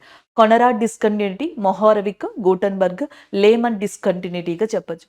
ఆ అవుటర్ కోర్, ఇన్నర్ కోర్ని ఒక్కొక్కసారి మనకి బేరీ స్పియర్ అని చెప్పేసి పిలుస్తారంట. బేరీ స్పియర్గా పిలుస్తారు, లేదా ఓవరాల్గా కూడా అంతటినీ కలిపి, interior structure of the earth అంతటినీ కలిపి బేరీ స్పియర్గా, 2 రకాలుగా కూడా జనరల్గా అప్పుడప్పుడు మాట్లాడుతూ ఉంటారంట. సో ఇది ఇంటీరియర్ స్ట్రక్చర్ ఆఫ్ ద ఎర్త్కి ఒక్కసారి మనం రివైజ్ చేయాల్సిందనమాట. Next one, major landforms and their features అని చెప్పేసి ఉన్నాయి. సో ఇక్కడ మనకి చాలా ఇంపార్టెంట్ ఫీచర్స్ అన్నమాట. వాటి మీద కొంచెం డిఫికల్టీగా క్వశ్చన్స్ అడుగుతారు. అంటే భూమి మీద ఉన్న ముఖ్యమైన ఏవైతే భూస్వరూపాలు ఉన్నాయో అవి, వాటి యొక్క లక్షణాలు, లక్షణాల దగ్గర మనం ఇబ్బంది పడతాం క్వశ్చన్ పేపర్ టఫ్గా వస్తే. సో భూమి మీద ఉన్న మేజర్ భూస్వరూపాలు, ల్యాండ్ ఫార్మ్స్ ఏంటి? Mountains, plateaus, plains. సో ఇవి ఎక్కడెక్కడ ఉన్నాయని కొంతవరకు ఐడెంటిఫై చేయగలం, కానీ వీటి యొక్క లక్షణాలు, క్యారెక్టరిస్టిక్స్ ఇంపార్టెంట్. అర్త్ మీద ఏదైతే సర్ఫేస్ ఉంటుందో దాంట్లో 27% మౌంటైన్సే ఉన్నాయంట. 80% ఫ్రెష్ వాటర్, మంచి నీరు ఏదైతే ఉందో భూమి మీద, అది మౌంటైన్స్ వల్లే వస్తుందంట. అంతేకాకుండా ఫుడ్ అండ్ అగ్రికల్చర్ ఆర్గనైజేషన్, దీని హెడ్ క్వార్టర్స్ రోమ్లో ఉంది. దీని యొక్క రిపోర్టు ప్రకారం ప్రపంచంలో 12% జనాభా, వరల్డ్లో 12% of population according to that FAO mountains దగ్గరే ఉంటున్నారంట. ప్రపంచంలో దాదాపుగా సగానికి పైగా జనం ఎవరైతే ఉన్నారో, లేదా సగానికి సగం మంది మౌంటైన్స్ వల్ల డైరెక్ట్గా కానీ ఇండైరెక్ట్గా కానీ డిపెండ్ అయి ఉన్నారంట. సో ఇవన్నీ మౌంటైన్స్కి సంబంధించిన ఇంట్రడక్షన్. టైప్స్ ఆఫ్ మౌంటైన్స్, పర్వతాలు ఏవైతే అంటే high elevation, natural high elevation on the earth, భూమి మీద సహజంగా ఏర్పడిన ఎత్తైన ప్రదేశాలే పర్వతాలు కదా. ఈ పర్వతాలు 4 టైప్స్లో ఉంటాయి. Fold mountains, block mountains, volcanic mountains, residual mountains. ముడత పర్వతాలు, కండాల పర్వతాలు, అగ్ని పర్వతాలు, అవక్షేపణ పర్వతాలుగా ఉంటాయి. సో దీంట్లోంచి మీరు ఏ క్వశ్చన్ ఇచ్చినా, యంగ్ ఫోల్డ్ మౌంటైన్స్ అంటే హిమాలయాస్ అని ఇండియాలో, ఓల్డ్ ఫోల్డ్ మౌంటైన్స్ అంటేనేమో మనకి ఏమంటి అరావలి రాజస్థాన్కి సంబంధించి ఓల్డెస్ట్ ఫోల్డ్ మౌంటైన్స్, అవి ఆన్సర్ పెడతారు. కానీ క్యారెక్టరిస్టిక్స్ లక్షణాలు వచ్చేటప్పటికి ఏంటంటే, ఫోల్డ్ మౌంటైన్స్ ఉన్నాయి చూసారా, ముడత పర్వతాలు. సో ఇవి యాంటిక్లైన్ సింక్లైన్లో ఏర్పడతాయి. ఇలాగ పర్వతాలు ఇలా కదా ఉంటాయి. సో ఇలా ఉంటాయి. దీన్ని యాంటిక్లైన్ అంటాం. దీన్ని ఇది వచ్చేది సింక్లైన్. ఆ పదాలు గుర్తుపెట్టుకోండి. తెలుగు మీడియం వాళ్ళు కూడా ఇది కొంచెం అడ్జస్ట్ అయ్యి ఈ పదాలను గుర్తుపెట్టుకోండి. యాంటిక్లైన్, సింక్లైన్ అనమాట. నెక్స్ట్ కండాల పర్వతాలు. కండాల పర్వతాల్లో ఏంటంటే ఇట్లా ఉన్న ఏరియా ఇలా వెళ్తూ ఉంటుంది అనమాట. ఇట్లా జారిపోతుంది, ఇట్లా స్లైడ్ అవుతుంది. సో ఈ అప్ ఏరియా ఉంది చూసారా, ఈ అప్ ఏరియా ఏదైతే ఉందో దాన్ని గ్రాబన్ అంటారు. ఈ లోయర్ ఏరియా ఉంది చూసారా, దాన్ని హార్స్ట్ అంటారు. హార్స్ట్ అండ్ గ్రాబెన్ గుర్తుపెట్టుకోండి. సో ఇదేమో లోయర్ ఏరియా, ఇది అప్పర్ ఏరియా. ఉన్న ఏరియాస్ ఇట్లా ఇలా అవుతాయి అన్నమాట. సో అవి బ్లాక్ మౌంటైన్స్లో పదాలు. వాల్కెనిక్ మౌంటైన్స్, అగ్ని పర్వతాలు. రెసిడ్యువల్ మౌంటైన్స్ అంటే అవక్షేపణ పర్వతాలు అంటాం. అంటే తన యొక్క క్యారెక్టరిస్టిక్స్ని, మౌంటైన్స్ తన యొక్క క్యారెక్టరిస్టిక్స్ని లాస్ అవుతూ ఫామ్ అయ్యేవిగా చెప్పచ్చు. లేదా సింపుల్గా చెప్పాలి అంటే ఈ మూడు కూడా మనకి ఎండోజెనిక్ ఫోర్సెస్ వల్ల ఏర్పడతాయి. ఎండోజెనిక్ ఫోర్సెస్ అంటే భూమి లోపల జరిగే చర్యల వల్ల ఈ మూడు ఏర్పడతాయి. బట్ ఇది ఎలా ఏర్పడుతుంది అంటే ఎక్సోజెనిక్ ఫోర్స్ వల్ల ఏర్పడుతుంది. అందుకే ఈ మూడింటి కన్నా ఇది కొంచెం డిఫర్ అనమాట. ఎక్సోజెనిక్ ఫోర్స్ అంటే బయట టెంపరేచర్, ప్రెషర్, విండ్, ఇట్లా వాటర్, వీటన్నిటి వల్ల ఎక్సోజెనిక్ ఫోర్స్ వల్ల ఏర్పడేది రెసిడ్యువల్ మౌంటైన్స్. భారతదేశంలో నీలగిరి పర్వతాలు, నీలగిరి మౌంటైన్స్ అంటాం కదా, they are the best example of residual మౌంటైన్స్గా చెప్పడం జరుగుతుంది. సో ఇలాగా ఇవి క్యారెక్టరిస్టిక్స్, మౌంటైన్స్కి సంబంధించిన కొంచెం క్యారెక్టరిస్టిక్స్. యూజెస్ ఏంటి, టూరిజం పరంగా యూజ్ అవుతుందా, అలాగే నెక్స్ట్ ఎకనామికల్ పరంగా అంటే అగ్రికల్చర్, వ్యవసాయానికి సంబంధించి ఏదైనా కొన్ని పండించడం కానీ ఇలాంటి వాటికి యూజ్ అవుతుంది. మినరల్స్, ఖనిజాలకి సంబంధించి యూజ్ అవుతుంది. ఇలాంటి యూజెస్ అన్నీ కూడా మనకి అంటే న్యాచురల్ బ్యారియర్, కొన్ని కంట్రీస్కి మధ్యలో సహజంగానే ఇది మనకి సరిహద్దుగా ఉంటుంది. నేపాల్కి భూటాన్కి మధ్యలో హిమాలయాలు అయితే సహజ సరిహద్దుగా ఉన్నాయో న్యాచురల్ బోర్డర్స్గా పనిచేస్తాయి, టూరిజం పరంగా పనిచేస్తాయి, రీసోర్సెస్ పరంగా పనిచేస్తాయి, క్లైమేటిక్ కండిషన్స్ని కంట్రోల్ చేయడంలో మౌంటైన్స్ కీ రోల్ ప్లే చేస్తాయి. ఇవి యూజెస్, ఇవి ఇంపార్టెన్స్, ఇవి క్యారెక్టరిస్టిక్స్ మౌంటైన్స్కి సంబంధించి. అయితే ఒక్కొక్కసారి మనకి మ్యాచ్ ఆఫ్ ద ఫాలోయింగ్లో కొన్ని మ్యాచెస్ అడుగుతారు కాబట్టి వీటికి సంబంధించి ఒకసారి ఇక్కడ చూద్దాం. సో ఇందులో కొన్ని మౌంటైన్స్ని గుర్తుపెట్టుకోండి. ఎలా అడుగుతారనేది మనకి ఐడియా లేదు కదా, కాకపోతే ఒకసారి రివైజ్ చేద్దాం. యాండీస్ పర్వతాలు ప్రపంచంలోనే లాంగెస్ట్ మౌంటైన్స్గా దీన్ని చెప్తాం. అతి పొడవైన పర్వత శ్రేణిగా యాండీస్ పర్వతాలని చెప్తాం. సౌత్ అమెరికాలో ఇవి లొకేట్ అయి ఉన్నాయి. నెక్స్ట్ వన్ నార్త్ అమెరికాకి రండి. నార్త్ అమెరికాలో ఇంపార్టెంట్ మౌంటైన్స్గా రాకీ పర్వతాలు అనే వాటిని చెప్పడం జరుగుతుంది. అప్లాచియన్ మౌంటైన్స్ అని చెప్పేసి అంటాం. అప్లాచియన్ మౌంటైన్స్ కూడా మీకు ఎక్కడ కనిపిస్తాయి అంటే నార్త్ అమెరికాలో. దాంతోపాటుగా నెవేదా మౌంటైన్స్ అనేవి కూడా మనకి నార్త్ అమెరికాలో ఉంటాయి. నెవేదా మౌంటైన్స్, అప్లాచియన్, రాకీ మౌంటైన్స్ గుర్తుపెట్టుకుంటే చాలు. ఆఫ్రికాకు వచ్చినప్పటికీ అట్లాస్ పర్వతాలు అనేవి చూడొచ్చు. Atlas mountains in Africa. దాంతో పాటుగా మనకి డ్రాగన్స్బర్గ్ అని చెప్పేసి ఉంటుంది. డ్రాగన్స్బర్గ్ పర్వతాలు ఆఫ్రికాలో ఉన్నాయి, డ్రాగన్స్బర్గ్ మౌంటైన్స్. దాంతో పాటుగా అట్లాస్ మౌంటైన్స్, ఇవి సరిపోతాయి. నెక్స్ట్ కాక్సాస్ మౌంటైన్స్గా చెప్పచ్చు. కాక్సాస్ మౌంటైన్స్. సో ఇటువైపు మీకు ఇది కనిపిస్తుంది చూసారా, ఇది కాస్పీసియన్ సీగా చెప్తాం. సో ఇటువైపు కనిపిస్తుంది చూసారా, ఇది బ్లాక్ సీ. బ్లాక్ సీకి కాస్పీసియన్ సీకి మధ్యలో ఉండేది, బ్లాక్ సీకి కాస్పీసియన్ సీకి మధ్యలో ఉండేది కాక్సాస్ పర్వతాలు, కాక్సాస్ మౌంటైన్స్గా చెప్పచ్చు. అది ఒకటి. Next one Tian Shan mountains. Tian Shan mountains. Tian Shan mountains China, Kazakhstan, Kyrgyzstan. So కజకిస్తాన్లో ఈ ఇయర్ 2024లో SCO సమిట్ కూడా జరగబోతుంది. కజకిస్తాన్, కిర్గిస్తాన్, చైనా, ఈ 3 కంట్రీస్ని ఆనుకొని ఉన్నదే మనకి తియాన్ షాన్ మౌంటైన్స్గా చెప్తాం. సో ఇటేమో యూరప్, ఇటేమో ఏషియా. ఈ రెండిటిని కనెక్ట్ చేసేది అరల్ పర్వతాలు లేదా ఉరల్ పర్వతాలుగా కూడా చెప్పొచ్చనమాట. సో ఆఫ్ఘనిస్తాన్ దగ్గర మీకు హిందూ కుష్ పర్వతాలు అనేవి కనిపిస్తాయి. ఇండియాలో హిమాలయాస్ ఉన్నాయి, వెస్టర్న్ ఘాట్స్, ఈస్టర్న్ ఘాట్స్ ఉన్నాయి. అవి నీలగిరి దగ్గర కలుసుకుంటాయి. మధ్యప్రదేశ్‌లో వింధ్య సాత్పురా మౌంటైన్స్ ఉన్నాయి. సో మెయిన్‌గా రాజస్థాన్‌లో ఆరావళి పర్వతాలు ఉంటాయి. బట్ ఢిల్లీ రెడ్జ్ నుంచి స్టార్ట్ అయ్యి రాజస్థాన్, గుజరాత్ వరకు అవి ఎక్స్‌టెండ్ అయ్యి ఉంటాయి ఆరావళి పర్వతాలు. సో ఇవన్నీ దానికి సంబంధించింది. గ్రేట్ డివైడ్ రేంజ్ అనే పర్వతాలు ఆస్ట్రేలియాలో కనిపిస్తాయన్నమాట. సో మనకి మెక్డోనాల్ అని mountains, great divide range Australia, Tian Shan China, Kazakhstan, కిర్గిస్తాన్‌కి సంబంధించి, హిమాలయాస్ ఏషియాకి సంబంధించి ఎస్పెషల్లీ ఇండియాగా కూడా చెప్పొచ్చు. అలాగే ఈ చైనా దగ్గర టిబెట్ దగ్గర మౌంట్ కైలాష్ కానీ, కుండ్లున్ మౌంటైన్స్ కానీ ఇవన్నీ కనిపిస్తాయి. అండ్ నెక్స్ట్ వచ్చేటప్పటికి కాక్సాస్ మౌంటైన్స్. అలాగే యూరప్‌లో వన్ ఆఫ్ ద ఇంపార్టెంట్ మౌంటైన్స్‌గా ఆల్ప్స్ పర్వతాలని చెప్తాం. ఆల్ప్స్ మౌంటైన్స్ అన్నమాట. స్కాండినేవియన్ మౌంటైన్స్ అంటాం. ఈ స్కాండినేవియన్ మౌంటైన్స్ స్కాండినేవియన్ కంట్రీస్ దగ్గర ఉంటాయి. అంటే మనకి స్వీడన్ ఒకటి, నెక్స్ట్ నార్వే ఒకటి, డెన్మార్క్ ఒకటి. సో స్వీడన్, నార్వే, డెన్మార్క్ ని స్కాండినేవియన్ కంట్రీస్ అంటాం. సో ఈ కంట్రీస్ దగ్గర మనకి ఈ మౌంటైన్స్ అనేవి కనిపిస్తాయి. జర్మనీ ఏరియాలో బ్లాక్ ఫారెస్ట్ మౌంటైన్స్ అనేవి ఉంటాయి. జర్మనీ ఏరియాలో బ్లాక్ ఫారెస్ట్ మౌంటైన్స్. సో ఇలా కొన్ని మౌంటైన్స్ ఇప్పుడు తెలుసుకున్నామా, ఇండియావి కాకుండా ప్రపంచంలో. సో ఈ మౌంటైన్స్ కి సంబంధించిన ఫీచర్స్ కూడా తెలుసుకున్నామా, ఇక్కడ వరకు ఓకే. నెక్స్ట్ ఒకసారి ప్లాట్యూస్, ప్లెయిన్స్ అంటే పీఠభూములు, మైదానాల గురించి కూడా తెలుసుకున్నాం అనుకోండి, ఈ కాన్సెప్ట్ అయిపోతుంది మనకి. సో మౌంటైన్స్ చూసాం కదా, అలాగే మనకి ఇక్కడ ప్లాట్యూస్, పీఠభూములు చూడండి. సో టైప్స్ ఆఫ్ ప్లాట్యూస్ వచ్చేటప్పటికి ఇలా ఉంటాయి: inter mount, piedmont, continental, volcanic, dissected plateaus అన్నమాట. సో తెలుగు మీడియం వాళ్ళు కూడా అంత కంగారు పడాల్సిన అవసరం లేదు. ఒకసారి ఇక్కడ చూడండి, inter mount plateau, inter mount పీఠభూమి అని ఉందా. సో ఈ ఇంటర్ మౌంట్ ప్లాట్యూ అంటే మౌంటైన్స్ మధ్యలో అన్నమాట, లేదా కంప్లీట్గా మౌంటైన్స్ చేత ఆక్యుపై చేసుకున్నవి. పర్వతాల మధ్యలో, పర్వతాల చుట్టూతా అంటే చుట్టూ పర్వతాలతో కంప్లీట్గా కప్పబడి ఉందనుకో, ఆ పీఠభూమిని మనకి ఇంటర్ మౌంట్ ప్లాట్యూ అంటాం. Like Tibet. సో టిబెట్కి ఇటు సైడ్ కుండ్లున్ మౌంటైన్స్ అని, ఇటు సైడ్ మనకి కారకోరం, ఇంకా మిగతా మౌంటైన్స్ ఏవైతే ఉంటాయో అట్లా మనకి కవర్ చేసి ఉంటాయి. సో ఇటువైపు మౌంటైనే ఉంటుంది ప్లాట్యూకి, ఇటువైపు కూడా మౌంటైనే, పర్వతమే ఉంటుంది అనమాట. సో ఇలాంటి వాటిని మనకి ఇంటర్ మౌంట్ ప్లాట్యూస్ అంటాం. ఇవి నెక్స్ట్ వన్ పెడి మౌంట్ ప్లాట్యూస్ అని చెప్పేసి ఉంటాయి. పెడి మౌంట్ ప్లాట్యూస్ అంటే ఇది పీఠభూమి అనుకోండి. పీఠభూమికి ఒకవైపు మౌంటైన్ ఉంటుంది అనమాట, ఇంకొక వైపు సముద్రం ఉంటుంది, లేకపోతే ప్లెయిన్ మైదానాలు ఉంటాయి. ఏవైనా ఉండొచ్చు, ఆప్షనల్ అనమాట. సీ అయినా ఉంటుంది, ప్లెయిన్ అయినా ఉంటుంది. అండ్ ఇటువైపు మౌంటైన్స్, పర్వతాలు ఉంటాయి. ఫర్ ఎగ్జాంపుల్కి ఈ పెడిమౌంట్ ప్లాట్యూకి మధ్యప్రదేశ్లో మాల్వా పీఠభూమి అని ఉందనుకోండి. మాల్వా పీఠభూమికి ఇటు side, west side Gujarat plains అని చెప్పేసి ఉంటాయి. గుజరాత్ మైదానాలు ఉంటాయి అన్నమాట. సో ఇక్కడ వచ్చేటప్పటికి మనకి ఇక్కడ వింధ్యా పర్వతాలు ఉంటాయి ఇట్లా. సో మనకి సౌత్లో ఈస్ట్ వరకు కూడా ఇలా ఆక్యుపై చేసుకుని ఉంటే వింధ్యా పర్వతాలు. ఒకవైపు ఏమో మౌంటైన్స్ ఉన్నాయి, ఒకవైపు ఏమో ప్లెయిన్స్ ఉన్నాయి అనమాట. ఇలా ఉంటే వాటిని ఏమని చెప్పేసి పిలవచ్చు అంటే పెడి మౌంట్. కాంటినెంటల్ అంటే జస్ట్ జనరల్గా ఏంటంటే మధ్యలో ఏర్పడుతుంది, అప్లిఫ్ట్మెంట్ ఆఫ్ ఏమంటారు ఏరియా వల్ల ఈ కాంటినెంటల్ ప్లాట్యూస్ అనేవి మనకి ఏర్పడతాయి అన్నమాట. సో జనరల్గా మహారాష్ట్ర ప్లాట్యూస్ లాంటివి అలాగా ఏర్పడినవి. అలాగే నెక్స్ట్ వాల్కెనిక్ ప్లాట్యూస్ అంటాం. డిసెక్టెడ్, ఇందాక పర్వతాలు ఎలా చూసామో డిసెక్ట్ మౌంటైన్స్ అని, అలాగే డిసెక్టెడ్ ప్లాట్యూస్ కూడా ఉంటాయి అన్నమాట. సో ఇలాగ డిఫరెంట్ ప్లాట్యూస్ ఉంటాయి. మనల్ని ఏమన్నా ఇబ్బంది పెట్టాలి అనుకుంటే కొంచెం ఇక్కడ నుంచి నేమింగ్ తెలియదు కాబట్టి ఇబ్బంది పడతాం.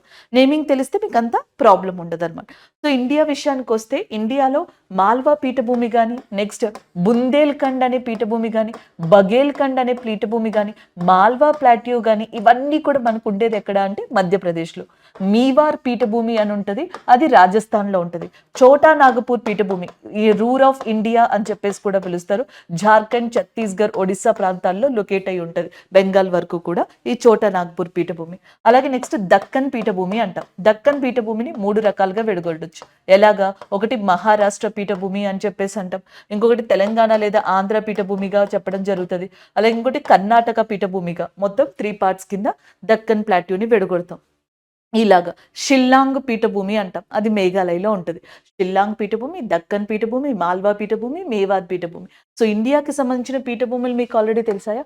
ఇప్పుడు ప్రపంచంలో కొన్ని చూడండి. సౌత్ అమెరికాలో దక్షిణ అమెరికాలో పెటగోనియన్ పీఠభూమి అనేది ఉంటది. అలాగే యాంటిప్లానో పీఠభూమి, ప్లాట్యూ అండ్ పెటగోనియన్ ప్లాట్యూ ఈ 2 కూడా మనకి ఎక్కడుంటాయి అంటే సౌత్ అమెరికాలో. బ్రెజిలియన్ ప్లాట్యూ కూడా అక్కడే మీకు కనిపిస్తదనమాట ఇలాంటివి. Next Colorado plateau, Columbia plateau. So, ఇలాంటివన్నీ కూడా మీకు జనరల్‌గా ఎక్కడ కనిపిస్తాయంటే North America. Even Snake plateau అని కూడా ఉంటదనమాట. ఇవన్నీ ఇక్కడున్న పీఠభూములు. అలాగే నెక్స్ట్ ఇథియోపియా పీఠభూమి లాంటివి ఆఫ్రికాలో మీకు కనిపించడం జరుగుతది. అలాగే నెక్స్ట్ మీకు మిగతావి ఆల్రెడీ తెలిసినవి ఇండియాకి సంబంధించి. చైనా లేదా టిబెటన్ ఈ మంగోలియా ప్రాంతాల దగ్గర మంగోలియా పీఠభూమి, ఇలాంటి పీఠభూముల్ని జనరల్‌గా చూడొచ్చు. సో, పీఠభూముల యొక్క మెయిన్ యూజ్ ఏంటి అంటే అగ్రికల్చర్. సో, వ్యవసాయం చేసుకోవడానికి అనువైన ప్రదేశాలు పీఠభూములు. As well as rearing of యానిమల్స్‌ని పెంచడానికి, పశువుల్ని పోషించడానికి, అగ్రికల్చర్ చేసుకోవడానికి పీఠభూములు ది బెస్ట్ ప్లేస్‌గా చెప్తారు. ఈవెన్ ఖనిజాలు, మినరల్ రిసోర్సెస్ అనేవి ఎక్కువగా మనకి ఇక్కడ కనిపిస్తా ఉంటాయి ఈ పీఠభూముల దగ్గర. సో, లక్షణాలు తెలుసుకున్నాం, ఇవి కూడా తెలుసుకున్నాం. మౌంటైన్స్ అయిపోయినాయి, ప్లాట్యూస్ అయిపోయినాయి. ఇంకా మిగిలింది ప్లెయిన్స్ అనమాట. సో, నెక్స్ట్ వన్ మైదానాలు, ప్లెయిన్స్ అంటే ఫర్టైల్ ల్యాండ్స్, చాలా సారవంతమైన స్మూత్‌గా ఉండే ల్యాండ్స్ కింద దాన్ని చెప్పొచ్చనమాట. ఇవి 3 టైప్స్‌లో ఉంటాయి. స్ట్రక్చరల్, ఎరోజనల్, డిపాజిషనల్‌గా చెప్పొచ్చు. స్ట్రక్చరల్ అంటే జనరల్‌గా అప్‌లిఫ్ట్‌మెంట్ వల్ల జరుగుతదనమాట. అది కూడా కాంటినెంటల్ షెల్ఫ్ యొక్క అప్‌లిఫ్ట్‌మెంట్. కాంటినెంటల్ షెల్ఫ్ అంటే సింపుల్‌గా ఏం లేదండి. మనకి జనరల్‌గా ఇట్లా ఇది బే ఆఫ్ బెంగాల్, ఇది అరేబియన్ సీ కదా! సో, ఇక్కడ మీకు జనరల్‌గా ఈ ఏరియా అంతా తీసుకుంటే ఇది కూడా సముద్రమే. సో, ఇది కూడా సముద్రమే. ఇదంతా సముద్రపు ఏరియా. మీరెళ్ళే కొలిది ఏమవుతది? లోతు పెరుగుతది. విత్ రెస్పెక్ట్ టు దట్ ఏమంటారు? ఈ ఏరియా కాంటినెంటల్ ఏరియాతో పోల్చుకుంటే డెప్త్ అనేది పెరిగిపోతది. సో, సముద్రం యొక్క భూభాగం ఏదైతే కాంటినెంట్‌గా దగ్గరగా ఉండి కొంచెం డెప్త్ అనేది తక్కువగా ఉంటదో, ఈ కైండ్ ఆఫ్ పార్ట్‌ని కాంటినెంటల్ షెల్ఫ్‌గా చెప్తాం. ఎలా ఏర్పడుతుందో నేను చెప్పట్లా. ఖండపు తీరపు అంచు అంటే కాంటినెంటల్ షెల్ఫ్ అంటే అర్థం ఏంటంటే జస్ట్ మనకి ల్యాండ్ ఏరియా ఏదైతే ఉంటదో దానికి ఆనుకుని ఉన్న ఓషన్ లేదా సీ యొక్క ఏరియా ఉంటది చూసారా? జస్ట్ లేదా మీరు బీచ్‌ని జస్ట్ ఇమాజిన్ చేసుకోండి. ఏదైతే మీకు బీచ్ దగ్గరున్న ఎంట్రన్స్ ఏరియా కావచ్చు, జస్ట్ స్టార్ట్ అయ్యే ఏరియా ఏదైతే ఉంటదో కొంతవరకు ఆ డెప్త్ ఆఫ్ లెవెల్ ఇంక్రీజ్ అయ్యే వరకు ఏదైతే ఏరియా ఉంటదో దాన్ని కాంటినెంటల్ షెల్ఫ్ అంటాం. ఆ కాంటినెంటల్ షెల్ఫ్ యొక్క అప్‌లిఫ్ట్‌మెంటల్ వల్ల వచ్చేది ఏది అంటే స్ట్రక్చరల్ ప్లెయిన్స్ అన్నమాట ఇది.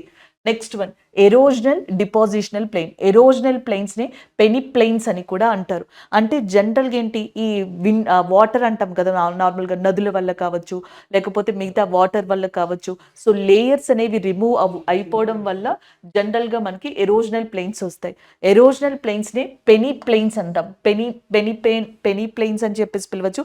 పెని మైదానాలు అని కూడా పిలవచ్చు. నాకు తెలుగు మీనింగ్ నేను ఇక్కడ రాయలేదండి. కొంచెం ఇది అర్థం చేసుకోండి. Next one depositional plains. Depositional ప్లెయిన్స్‌నే మనకి అలూవియల్ ప్లెయిన్స్ అని కూడా అనొచ్చు. ఒండ్రు నేలలతో ఎక్కువగా ఏర్పడతాయి. ఇండియాలో నార్థర్న్ ప్లెయిన్స్ లేదా ఇండో గాంజెటిక్ ప్లెయిన్స్ ఏవైతే ఉంటాయో అవి దీనికి ఎగ్జాంపుల్‌గా చెప్పడం జరుగుతది. అలాగే జనరల్‌గా డిపాజిషన్ ప్లెయిన్స్ నదుల వల్ల ఏర్పడతాయన్నమాట. సో, నదుల వల్ల ఏవైతే ఎక్కువగా ఏర్పడతాయో ఈ ప్లెయిన్స్ మైదానాలు అవి డిపాజిషనల్ లేదా అలూవియల్ ప్లెయిన్స్ అంటాం. ఒకవేళ విండ్ డిపాజిషన్ వల్ల ఏర్పడ్డాయనుకోండి, గాలి ఏమన్నా మెటీరియల్‌ని తీసుకొచ్చి అట్లా మనకి ఏర్పరుస్తుందనుకోండి మైదానాలు, వాటిని లోయస్ మైదానాలుగా అంటాం. ఒకవేళ సరస్సుల వల్ల ఏర్పడుతున్నాయనుకోండి, లక్స్ట్రియన్ మైదానాలు అంటాం. లక్స్ట్రియన్ ప్లెయిన్స్ అనేవి లేక్స్ వల్ల, సరస్సుల వల్ల ఏర్పడతాయి. లోయస్ అనేది విండ్స్ వల్ల ఏర్పడతాయి, గాలుల వల్ల. అండ్ ఒకవేళ అలూవియల్ ప్లెయిన్స్ అనేవి రివర్స్ వల్ల ఏర్పడతాయి. కాంటినెంటల్ షెల్ఫ్ అంటే సముద్రపు అంచులు ఏవైతే ఉంటాయో, ఖండపు తీరాలు ఏవైతే ఉంటాయో అక్కడ అప్‌లిఫ్ట్‌మెంట్ వల్ల ఏర్పడేది స్ట్రక్చరల్ ప్లెయిన్స్‌గా చెప్తాం. పెనీ ప్లెయిన్స్ అని వేటిని అంటాం? ఎరోజనల్ ప్లెయిన్స్ అంటాం. సో, వీటిని ప్లెయిన్స్ ఏవైతే ఉంటాయో దాన్ని food basket of the world అంటాం. సో, అగ్రికల్చర్‌కి పంటల్ని పండించడానికి మంచి చదునైన నేలలు అండ్ ద పర్ఫెక్ట్ ల్యాండ్‌గా భూమి మీద దేన్ని చెప్తాము అంటే మనకి ప్లెయిన్స్‌ని, మైదానాన్ని చెప్పడం జరుగుతుంది. అందుకే వాటిని ఫుడ్ బాస్కెట్ ఆఫ్ ద వరల్డ్‌గా కూడా పిలుస్తారు. సో, ఇది major landforms and their features on the earth. ఇండియాని పక్కన పెడితే ఎర్త్ మీద మౌంటైన్స్, ప్లాట్యూస్, ప్లెయిన్స్ ఇంకా ఉన్నాయి మనకి. ఐలాండ్స్ లాంటివున్నాయి. బట్ మేజర్ ల్యాండ్ ఫార్మ్స్ అని ఒక వర్డ్ యూజ్ చేశారు కదా!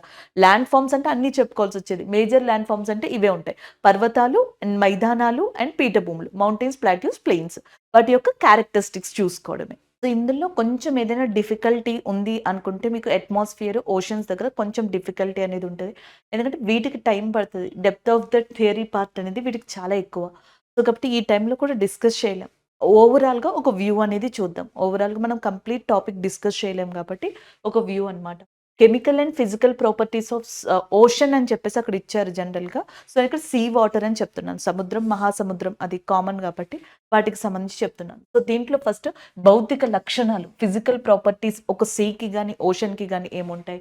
టెంపరేచర్ ఉష్ణోగ్రత, సాలినిటీ ఏదైతే ఉంటుందో లవణీయత అది, ప్రెషర్ పీడనం, డెన్సిటీ సాంద్రత, సాంద్రత, పీడనం అండ్ లవణీయత, ఉష్ణోగ్రత, టెంపరేచర్, సాలినిటీ, ప్రెషర్, డెన్సిటీ అనేవి physical properties of sea water లేదా ఓషన్ వాటర్ అవుతాయి. ఈ టెంపరేచర్ అనేది ఉంది చూసారా? ఇది అన్‌ఈవెన్ డిస్ట్రిబ్యూషన్ అన్నమాట. సీస్ దగ్గర ఓషన్స్‌కి సంబంధించి అన్‌ఈవెన్ డిస్ట్రిబ్యూషన్ గానే ఉంటది. అంటే అన్ని చోట్ల సముద్రాలకి ఒకే టెంపరేచర్ ఉంటదని రూల్ లేదనమాట. దానికి కారణం చాలా ఉన్నాయి. ఈ టెంపరేచర్‌ని కూడా ఎలా చెప్తారంట? సీస్‌కి గాని, ఓషన్స్‌కి గాని వెర్టికల్ డిస్ట్రిబ్యూషన్ అని చెప్పేసి ఒకటి ఉంటది. హారిజాంటల్ డిస్ట్రిబ్యూషన్ అని చెప్పేసి ఒకటి ఉంటది. సో, సాధారణంగా ఇండియానే తీసుకోండి. ఇది బే ఆఫ్ బెంగాల్ కదా! సో, ఇక్కడ పైన మనకి ఇది ఏదైతే ఉంటదో ఇదంతా హారిజాంటల్ డిస్ట్రిబ్యూషన్ అన్నమాట. సో, లోపలికి ఇన్ డెప్త్‌కి వెళ్ళే కొలది వెర్టికల్ డిస్ట్రిబ్యూషన్. ఈ 2 కూడా టెంపరేచర్ ఎలా ఉంటది? పైన మనకి హారిజాంటల్‌గా ఎలా ఉంటది? వెర్టికల్‌గా ఇన్ డెప్త్ ఎలా ఉంటదనేది కూడా చెప్తామన్నమాట. సో, ఏ ఫ్యాక్టర్స్ మీద డిపెండ్ అయ్యి చెప్తాం? నేను అన్‌ఈవెన్ అన్నాను కదా! ఎందుకంటే లాటిట్యూడ్స్ ఇవి ఉండే అక్షాంశాల్ని బట్టి మారిపోతా ఉంటది. సముద్రపు యొక్క ఉష్ణోగ్రత, టెంపరేచర్ మారిపోతా ఉంటది. ఇది ఒకటి. Next ocean currents. సో, మనకి సముద్ర ప్రవాహాలు, ఉష్ణ ప్రవాహం, శీతల ప్రవాహం, కోల్డ్ కరెంట్, వార్మ్ కరెంట్ అంటాం. వాటి వల్ల మారిపోతది. విండ్స్ గాలులు ఏవైతే ఉన్నాయో వాటి వల్ల మారిపోతది. ఇది ఉన్న ప్లేస్ యొక్క షేప్, లొకేషన్ యొక్క షేప్ ఉంటది చూసారా? అది. లొకేషన్ యొక్క shape, winds, ocean currents, latitudes ఇవన్నీ కారణాలు. టెంపరేచర్ అనేది మనకి అన్‌ఈవెన్ సరిగ్గా ఒక చోట ఇంకొక చోట ఒకేలా లేకపోవడానికి కారణం సముద్రాల పైన ఇవన్నీ కూడా మెయిన్ ఫ్యాక్టర్స్ అన్నమాట. సో, ఇలాగ డిస్ట్రిబ్యూషన్ అనేది జనరల్‌గా జరుగుతది. ఇది ఒక పాయింట్. అడిగితే ఫ్యాక్టర్స్ అడుగుతారు కాబట్టి ఇవి గుర్తుపెట్టేసుకోండి. ఇవన్నీ మనకి ఎలాగ రికగ్నైజ్ చేస్తారంట?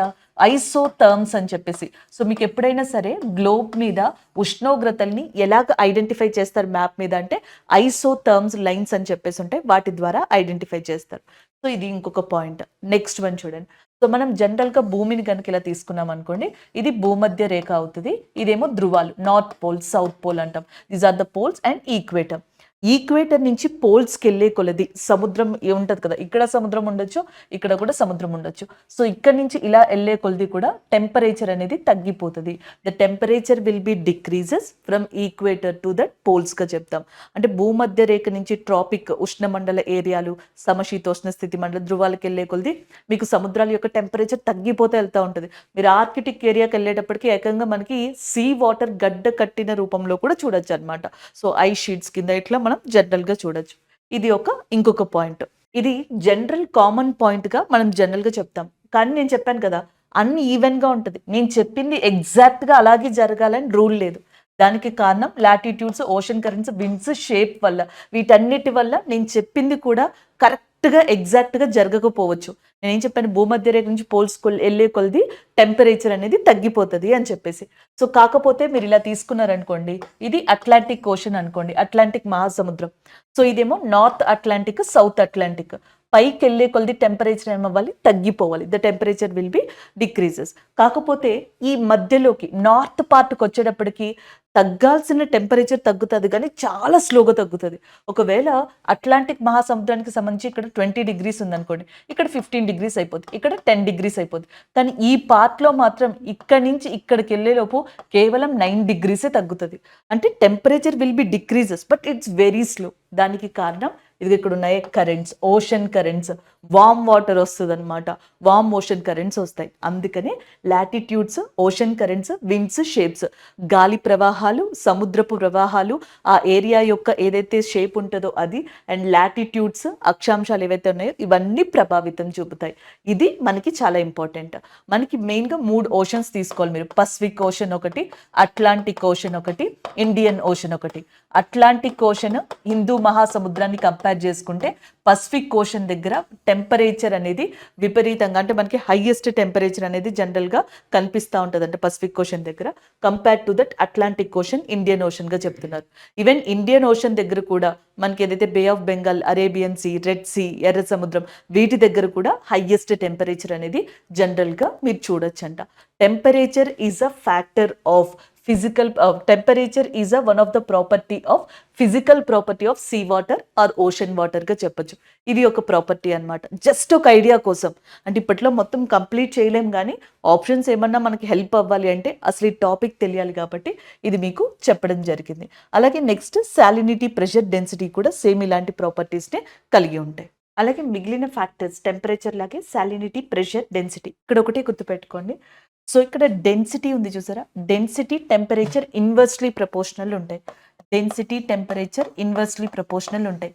సాంద్రత అనేది జనరల్గా సాలినిటీ, లవణీయత కానీ లేకపోతే పీడనం కానీ పెరిగితే ఆటోమేటిక్గా డెన్సిటీ పెరుగుతుంది. కాకపోతే టెంపరేచర్ పెరిగితే డెన్సిటీ తగ్గిపోతుంది అనమాట. సో అది ఒకటి గుర్తుపెట్టుకోవాలి.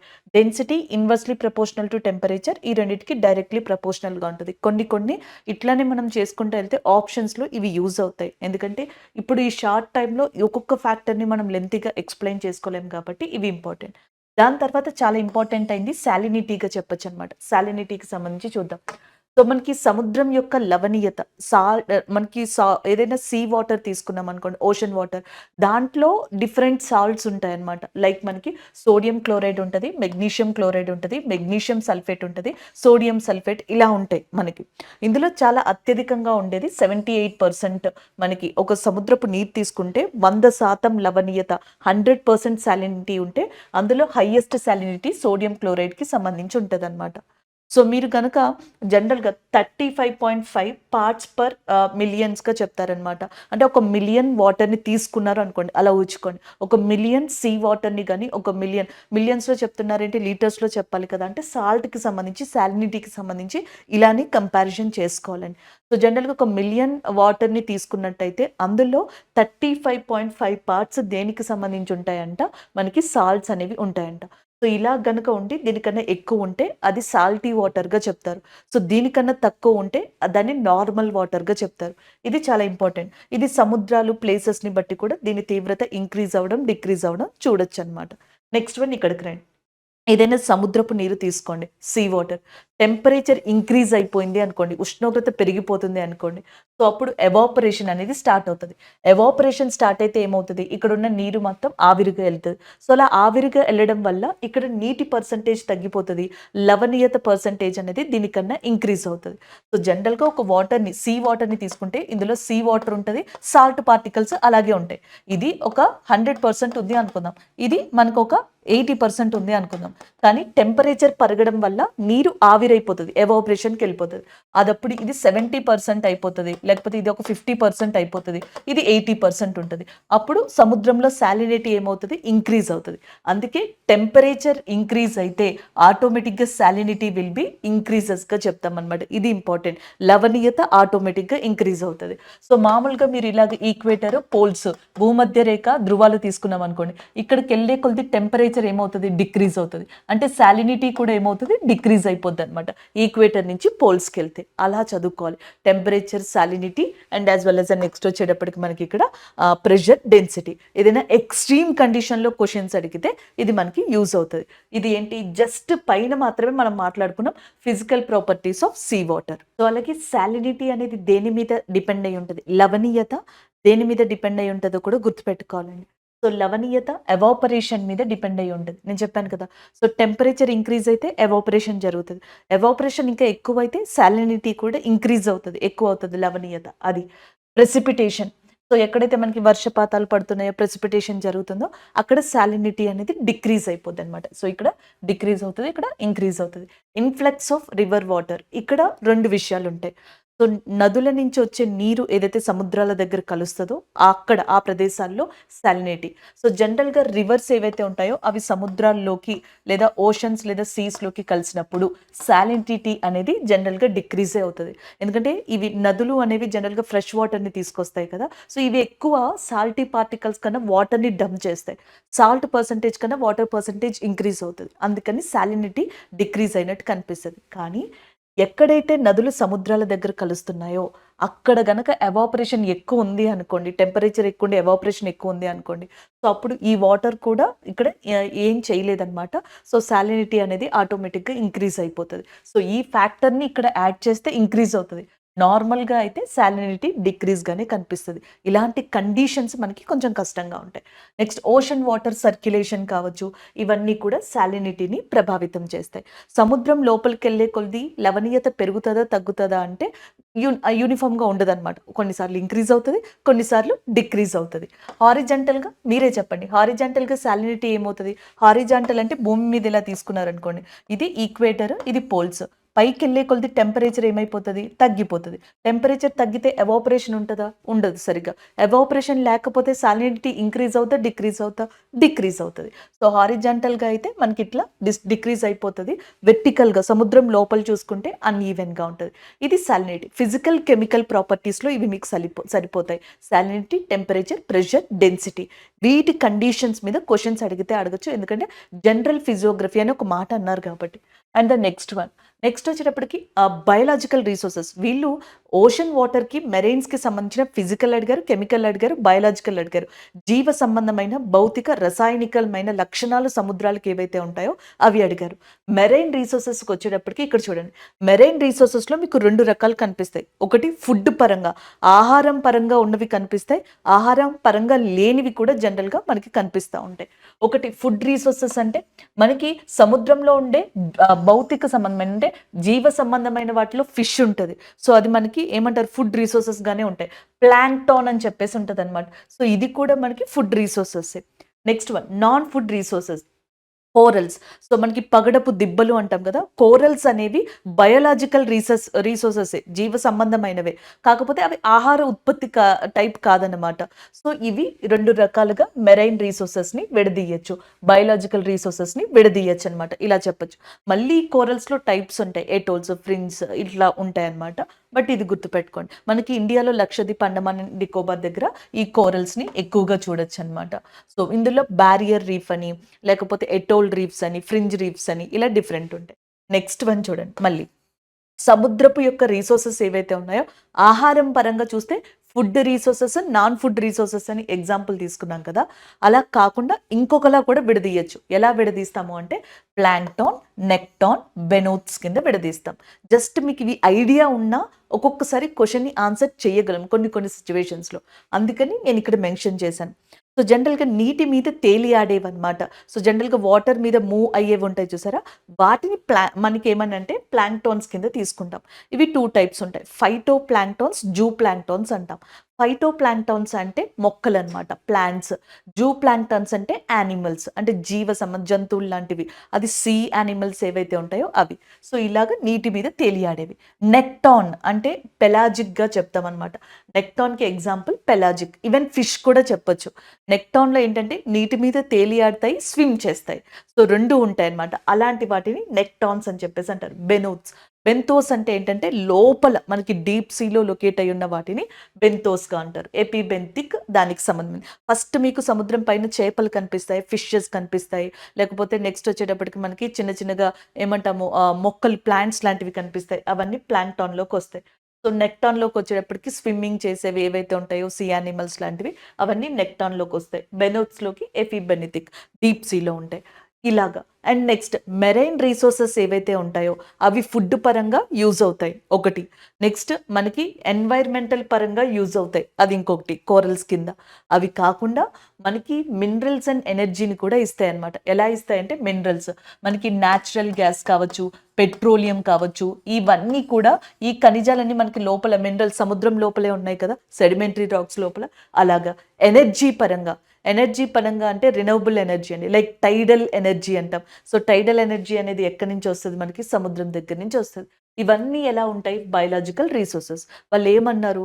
మెరైన్‌కి సంబంధించి, ఓషన్స్‌కి సంబంధించి ఫిజికల్, కెమికల్, బయోలాజికల్ ప్రాపర్టీస్ అనేది ఇంకా డెప్త్‌గా ఉంటది. బట్ 1 క్వెషన్ దీని మీద వెయిటేజ్ ఉండొచ్చు. 1 are 2 questions maximum 1 question.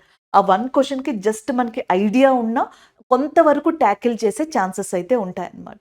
So, ఇది ఆ టాపిక్‌కి సంబంధించింది. సో, అలాగే మనకి హైడ్రోలాజికల్ డిజాస్టర్స్ అని చెప్పేసి ఇచ్చారు. జల విపత్తులు. సో, దీంట్లో మనకి జల విపత్తులంటే ఎలా వస్తాయి? ఒకటి ఫ్లడ్స్ వరదల వల్ల వస్తాయి. సైక్లోన్స్ తుఫానులు, డ్రాట్స్ కరువులు ఇలా చాలా టైప్స్ ఉంటాయండి. మేజర్‌గా ఇండియాలో గాని, వరల్డ్‌లో గాని ఎక్స్‌పీరియన్స్ చేసేది ఈ టైప్ ఆఫ్ ఫ్లడ్స్ అన్నమాట. ఈ టైప్ ఆఫ్ డిజాస్టర్స్ జల విపత్తులు ఇలా ఉంటాయి. మళ్ళీ వరదల్లో రకాలుంటాయి. ఎలాగా? ఫ్లాష్ ఫ్లడ్స్ అని చెప్పేసి అంటారు.